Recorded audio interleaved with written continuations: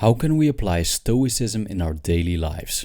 This is what the book Practical Stoicism, Exercises for Doing the Right Thing Right Now, is all about. Robin Homer offered me the opportunity to listen to the Audible version of this book, which he narrated, so I did. Author Grey Freeman argues that the most important thing about Stoicism is the actual application of the philosophy in our daily lives. So, if you're enthusiastic about Stoicism and want to reap the benefits by actually applying this philosophy, this book may be a very interesting read.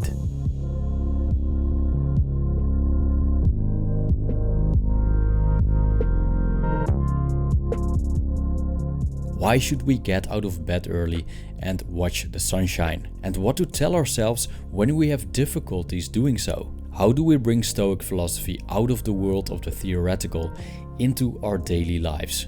The idea to write the book Practical Stoicism was born on the very active Stoicism Reddit as an answer to the following question. So how exactly does one actually do this Stoic thing? Yes. We can go on and on about Stoic values, ethics, virtues, etc., which is, in my opinion, a very pleasurable thing to do. But at some point, it's time to turn words into deeds. Stoic teachers like Epictetus, Seneca, and Musonius Rufus left us with a treasure of wisdom, which is universally applicable and timeless. But because of the quantity of the ancient Stoic texts, it's not always an easy task to find clear instructions that we can use when we face a specific problem. Author Grey Freeman managed to extract a series of valuable lessons from the Stoic texts that can help to improve our lives, and turn them into about 100 exercises. Every exercise is backed by a quote, so we can see where it came from. When I first read the book, it reminded me a bit of an updated version of Epictetus Enchiridion, which was also meant to be a handbook that we can take with us, so we have our philosophical band-aid within arm's reach when necessary. What I like about this book is that the instructions are much more accessible for people in the current age. While the ancient Stoics would talk about being attached to ceramic cups and gladiator fights in the arena, this book uses contemporary scenarios like the excessive use of caffeine and our collective addiction to soap operas and social media. Old Stoic concepts like the premeditatio malorum, translated negative visualization, and memento mori, translated the remembrance of our mortality, are seamlessly integrated in a modern context and concisely explained. In the exercise Brace for Trolls, Freeman tells us that on any given day we will meet some jerks, at least if we go outside and participate in the world. Here's an audio clip on how to handle these jerks. Consider how you will handle them, philosophically. Go through the mental play acting of not losing your cool, of acknowledging that they could only act as they do. Consider how you will preserve your serenity and remain above the fray. Admit that you have your faults too, and sometimes you hide them better than other times. Many of the exercises are geared towards self-reflection by retreating in oneself, assessing the situation, considering worst-case scenarios, and enjoying silence. The Stoics spend time to self-reflect by journaling and reviewing all daily events, examining them closely to see if something could have gone better. One exercise I liked specifically is called Turn It Around, which is actually an excellent way to reflect on conflict and encounters with quote-unquote toxic people. Because in many cases, we could have handled the situation in a different way.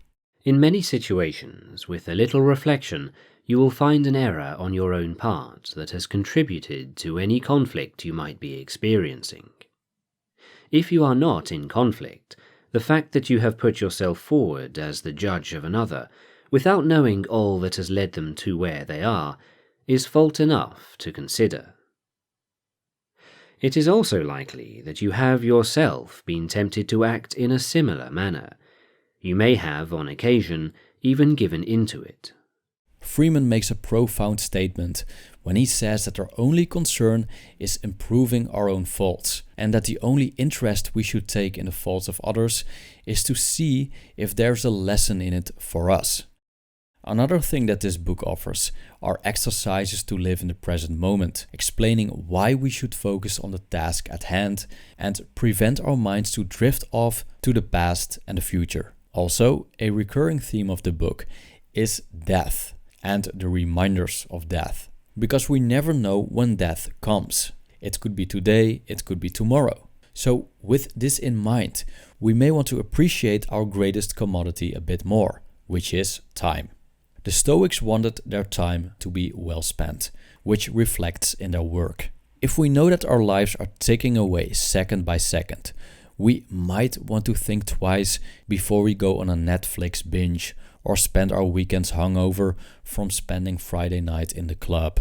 So do not expect this book to be a long read or a literary masterpiece, because that's not what you get. It's rather an instruction manual than a long philosophical plea, and this is by design. So if you want to enrich your knowledge about Stoicism in a more intellectual direction, then I don't think that this book will satisfy you. But if you're looking to apply Stoicism, I think it will. Practical Stoicism is a nice, valuable guide that can help people that are stuck in certain situations or simply want to use Stoicism to improve their lives. The book offers exercises for a variety of day-to-day situations and things like what company to seek and how to behave in conversation. I would say it's something to listen to when you're traveling to work to prepare for the day, or to take with you in your bag or suitcase, so you can consult it when you're looking for some Stoic wisdom to guide you. If you're interested in purchasing the book,